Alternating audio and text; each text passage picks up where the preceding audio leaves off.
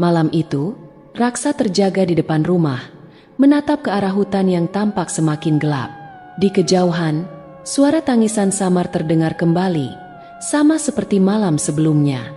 Malam-malam di desa tak lagi sama sejak hilangnya Jaya dan Wira. Suasana menjadi mencekam, dan penduduk desa enggan keluar rumah begitu senja tiba. Kabut tebal yang biasanya hanya muncul di pagi hari kini turun lebih awal, menyelimuti desa sejak sore. Di tengah keheningan malam, suara tangisan samar sering terdengar dari arah jurang terlarang. Penduduk desa yang mendengarnya hanya bisa berdiam diri, tak berani mencari tas. Ketika ritual hampir selesai, terdengar suara tangisan pelan dari arah hutan. Tangisan anak kecil, sayup namun jelas, membuat bulu kuduk Raksa meremang.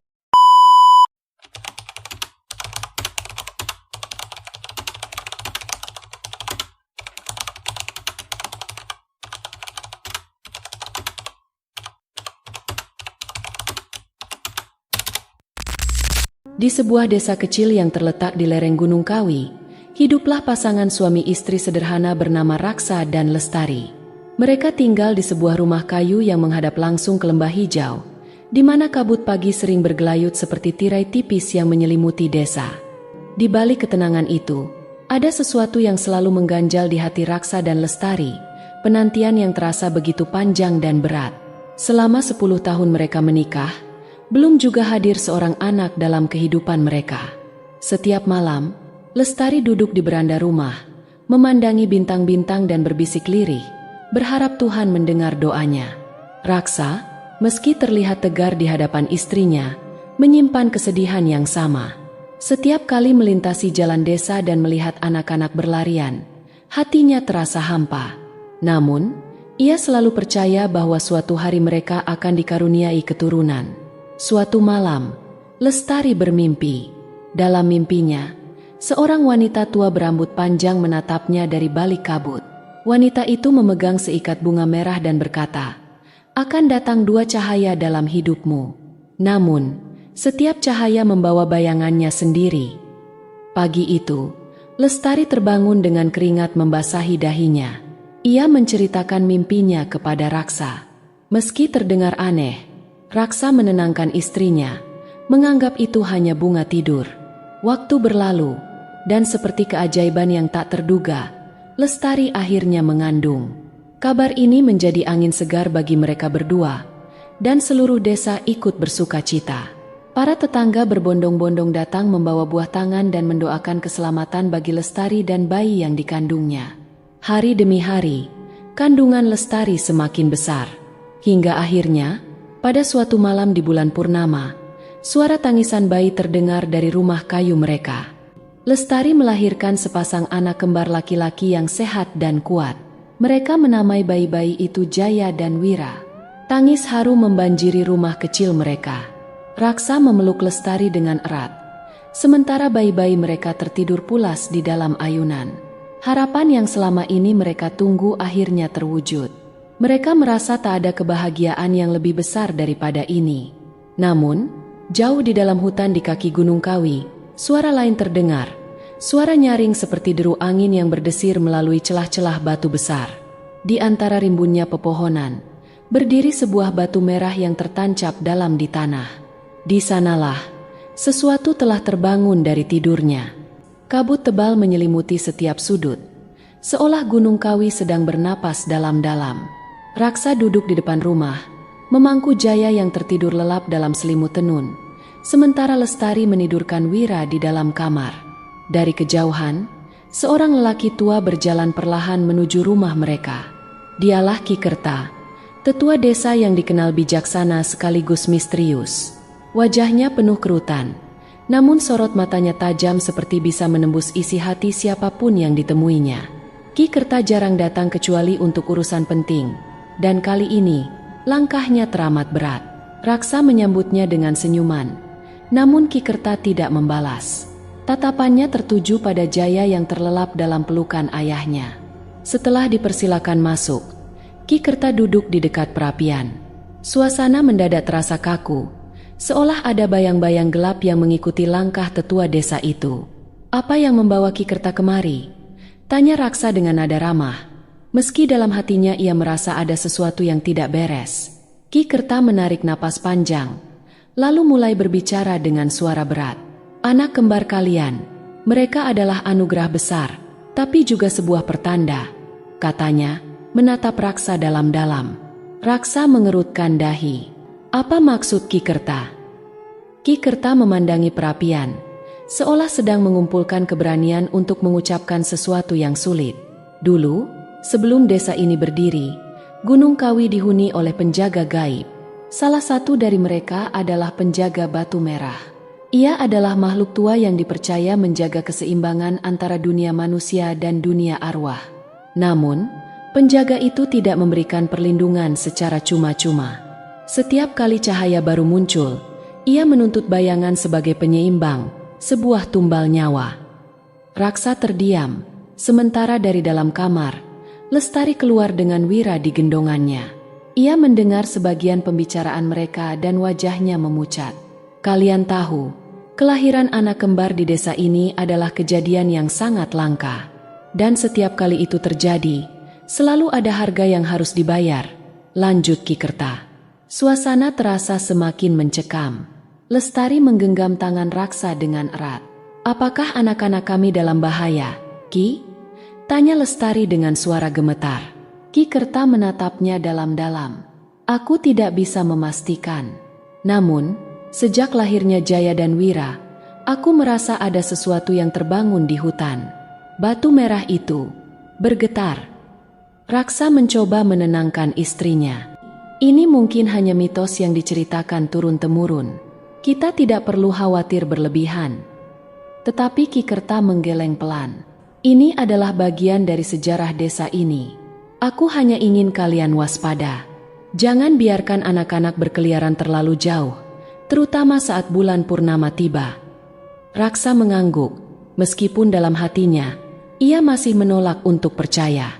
Setelah Ki Kerta pergi, Lestari duduk di samping Raksa, wajahnya penuh kecemasan. Bagaimana jika apa yang dikatakan Ki Kerta benar? Aku takut sesuatu terjadi pada anak-anak kita.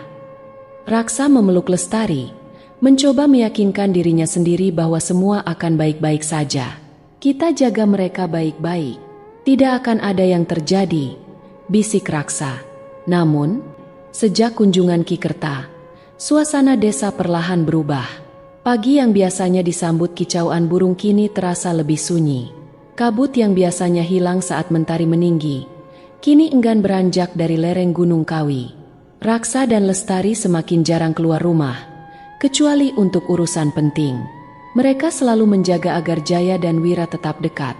Bahkan saat tidur, rasa khawatir tidak bisa benar-benar mereka singkirkan. Beberapa hari kemudian, keanehan mulai terjadi.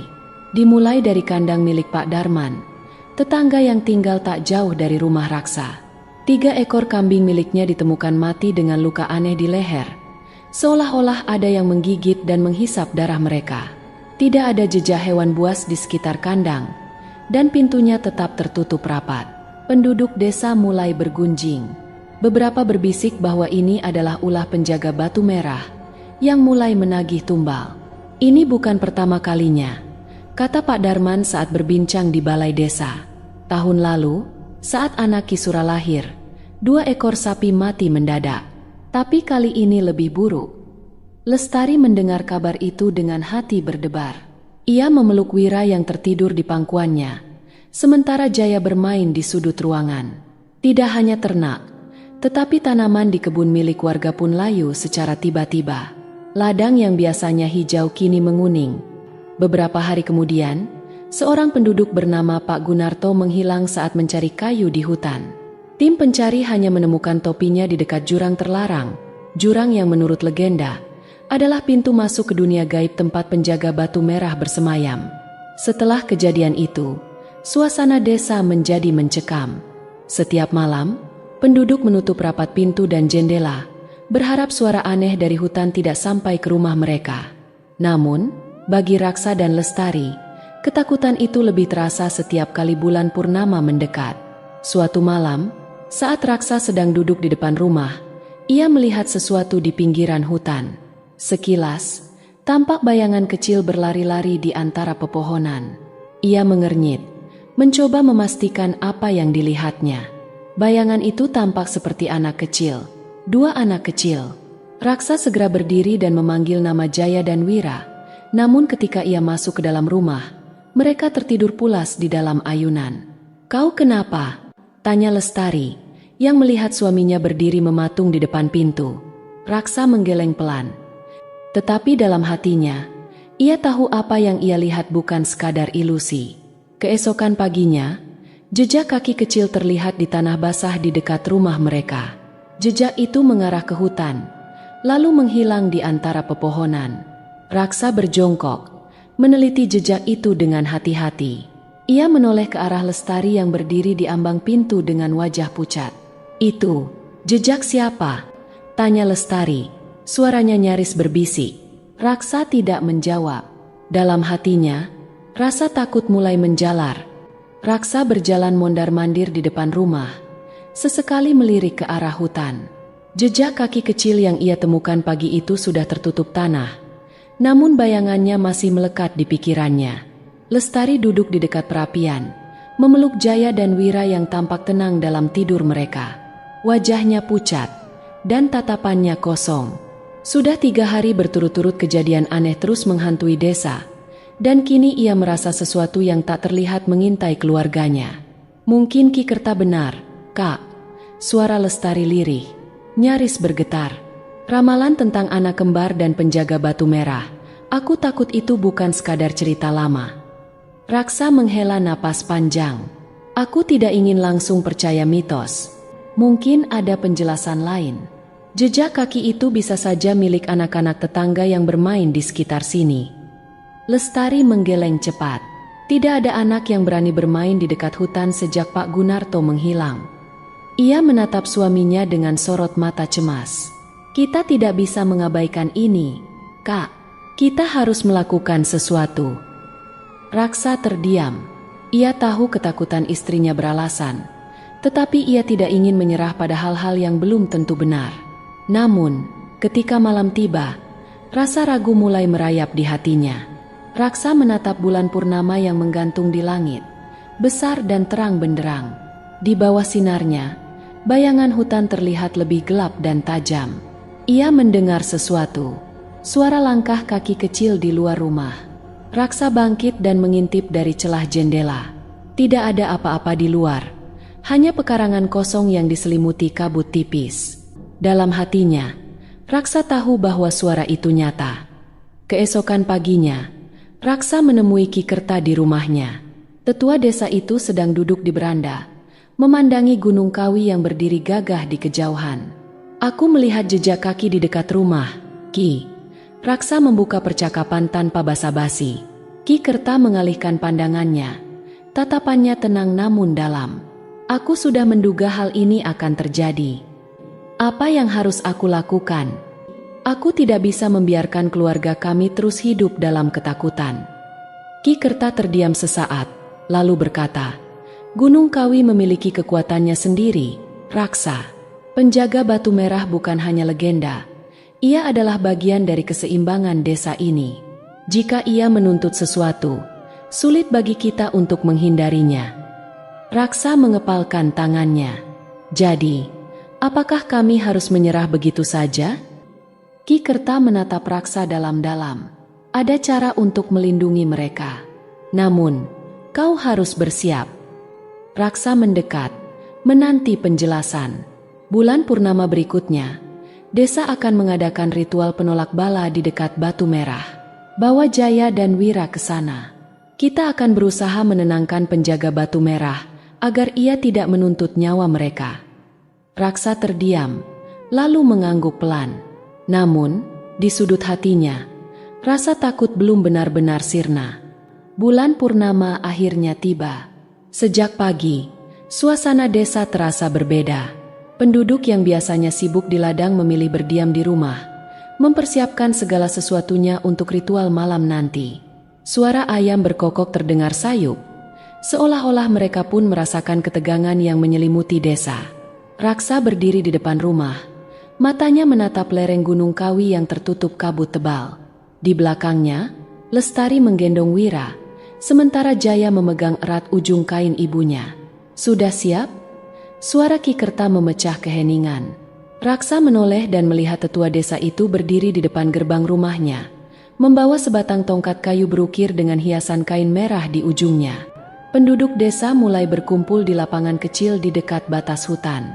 Wajah mereka tampak tegang, namun tidak ada yang mengucapkan sepatah kata pun. Hanya suara daun bergesekan tertiup angin yang menemani langkah mereka. Di tengah lapangan, sebuah altar sederhana telah disiapkan. Batu besar berwarna merah, yang diyakini sebagai batu merah penjaga desa, ditempatkan di atasnya, dikelilingi oleh lilin dan sesaji berupa hasil bumi dan beberapa ekor ayam yang diikat kaki.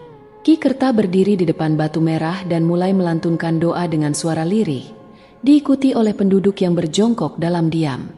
Raksa duduk di barisan depan bersama Lestari, menggenggam tangan Jaya dan Wira erat-erat. Namun, di sela-sela doa, Raksa merasa ada sesuatu yang aneh. Di pinggir hutan, bayangan hitam berdiri diam di antara pepohonan. Sosok itu tampak kurus, dengan mata merah yang berkilat di kegelapan. Raksa memicingkan mata, mencoba meyakinkan dirinya bahwa itu hanya bayangan. Raksa menoleh ke arah Lestari yang tampak pucat, namun tetap berusaha tenang demi kedua anak mereka. Ki Kerta menyelesaikan doanya dan membakar seikat dupa di depan batu merah. Asap membumbung ke langit, namun tak lama kemudian, angin kencang berembus dan memadamkan nyala lilin di sekeliling altar. Beberapa penduduk menoleh dengan wajah tegang. "Tetap tenang," suara Ki Kerta bergetar namun tegas. Ketika ritual hampir selesai, terdengar suara tangisan pelan dari arah hutan. Tangisan anak kecil, sayup namun jelas, membuat bulu kuduk Raksa meremang. Lestari semakin memeluk Jaya dan Wira, sementara Raksa berdiri, mencoba memastikan sumber suara itu. "Tetua, kau mendengarnya?" Ki Kerta menatap Raksa, lalu mengangguk pelan. "Penjaga batu merah sudah bangkit. Kita hanya bisa berharap tumbal tidak diperlukan malam ini," ujar Ki Kerta dengan suara lirih. Raksa kembali duduk, namun matanya tak lepas dari pinggiran hutan yang semakin pekat oleh kabut. Mereka berharap ritual ini cukup untuk melindungi Jaya dan Wira, namun jauh di dalam hati, mereka tahu bahwa ketakutan belum benar-benar pergi. Bulan purnama bersinar terang di atas desa, seolah menjadi saksi atas ketegangan yang menyelimuti mereka semua. Raksa dan Lestari akhirnya membawa Jaya dan Wira pulang setelah ritual selesai. Desa kembali sunyi, hanya suara angin malam yang berdesir pelan di sela-sela pepohonan. Raksa memeriksa setiap pintu dan jendela sebelum mereka tidur. Lilin di kamar dinyalakan, memberikan sedikit rasa aman. Jaya dan Wira tertidur pulas di tempat tidur kecil mereka, saling berpelukan seperti biasa. Lestari duduk di tepi kasur, membelai lembut kepala kedua anaknya. "Kita harus terus menjaga mereka, Kak," bisik Lestari. Raksa mengangguk, lalu berbaring di sebelah istrinya. "Aku akan berjaga malam ini. Jika ada yang aneh, aku akan segera membangunkanmu." Lestari tersenyum tipis dan memejamkan mata. Namun, meskipun Raksa berjanji untuk berjaga, matanya perlahan mulai berat. Suasana yang terlalu hening membuat kantuk menyerang tanpa ampun. Hingga akhirnya, ia tertidur di samping Lestari. Raksa terbangun mendadak di tengah malam. Lilin di meja telah padam, meninggalkan kamar dalam kegelapan pekat. Raksa meraba-raba mencari korek api, namun tangannya membeku ketika ia menyadari sesuatu. Tempat tidur kecil di sudut kamar kosong. Jaya dan Wira tidak ada di sana. Raksa langsung bangkit dan mengguncang tubuh Lestari. Keduanya bergegas menyusuri setiap sudut rumah, memanggil-manggil nama anak kembar mereka. Raksa berlari keluar rumah. Di halaman, ia melihat jejak kaki kecil yang basah, berderet menuju arah hutan. "Lestari, lihat ini." Lestari berdiri di ambang pintu, menangis tertahan. Mereka menuju ke jurang terlarang. Raksa terdiam. Jurang itu adalah tempat yang dilarang untuk didekati oleh siapapun, terutama anak-anak. Dalam legenda desa, jurang itu diyakini sebagai gerbang menuju tempat tinggal penjaga batu merah. Tanpa membuang waktu, Raksa dan Lestari berlari menuju arah jejak tersebut, berharap mereka belum terlambat. Saat tiba di dekat jurang, Raksa berhenti mendadak. Kabut tebal menyelimuti area tersebut, dan dari kejauhan, terdengar suara tawa kecil yang bergema di antara pepohonan. Raksa memanggil nama anak-anaknya. Suaranya menggema namun tidak ada jawaban. Lestari menangis terisak, berlutut di tepi jurang. Raksa memeluk istrinya erat-erat, berusaha menenangkan meski hatinya sendiri bergejolak. Tiba-tiba, suara langkah kaki terdengar di belakang mereka. Ki Kerta muncul dari kabut, membawa lentera di tangannya. "Kalian tidak sendiri," ucapnya lembut. "Kita akan menemukan mereka." Raksa menatap tetua desa itu dengan harapan samar. Dalam hati, ia berdoa agar anak kembarnya masih selamat. Namun, jauh di lubuk hatinya, Raksa tahu bahwa malam ini belum selesai. Penduduk desa berkumpul di lapangan dengan wajah cemas, menunggu kabar dari Raksa dan Ki Kerta yang memimpin pencarian. "Kita akan membagi diri menjadi 3 kelompok," ujar Ki Kerta tegas.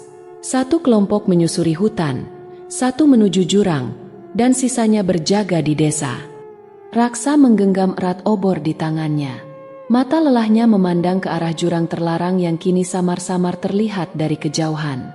Lestari, yang tak berhenti menangis sejak malam, duduk di depan rumah dengan tatapan kosong.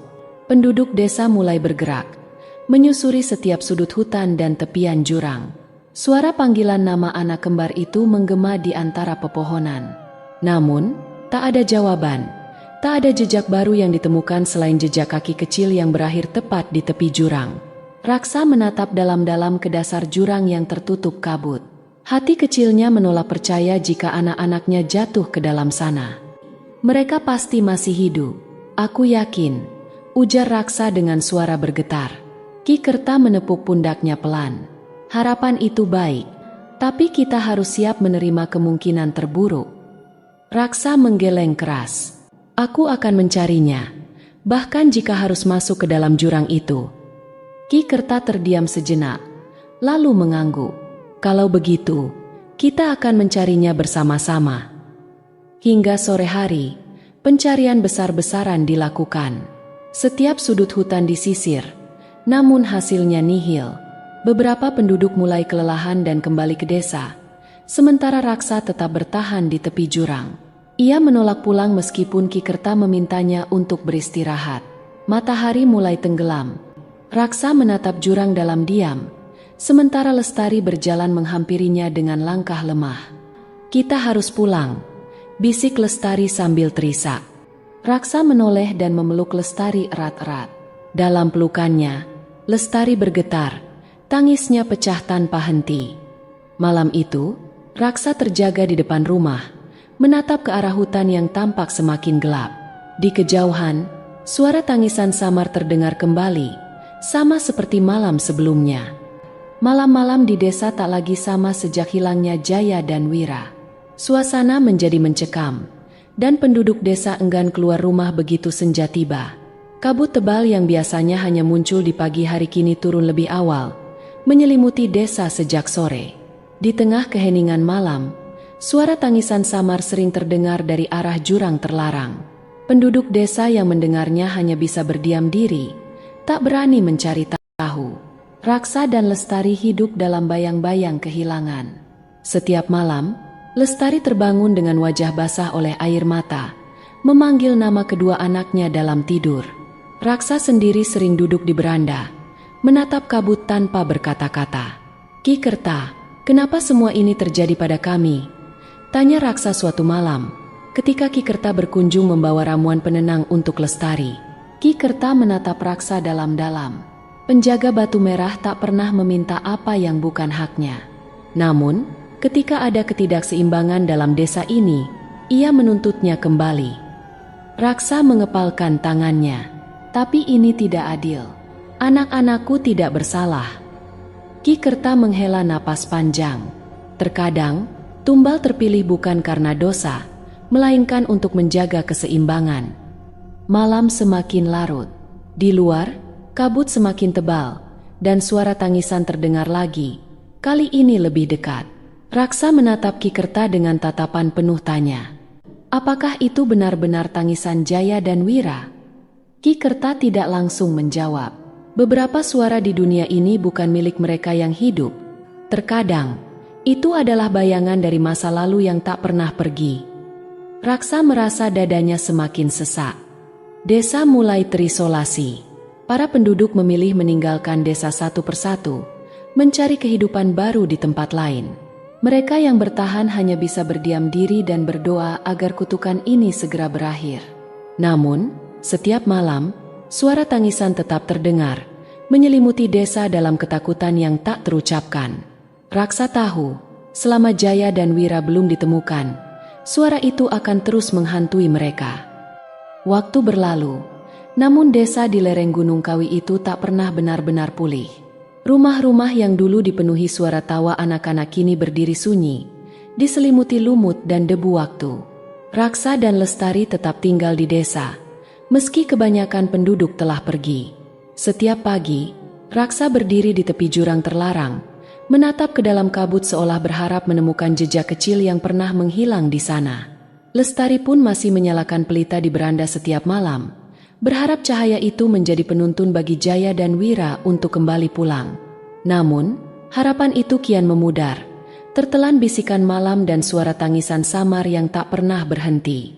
Legenda tentang penjaga batu merah dan anak kembar yang menghilang menjadi cerita turun-temurun, diceritakan dengan lirih oleh generasi berikutnya sebagai pengingat akan ketidakseimbangan yang harus dibayar dengan nyawa. Dan hingga kini, jurang terlarang itu tetap berdiri kokoh, memeluk misteri yang tak akan pernah terpecahkan.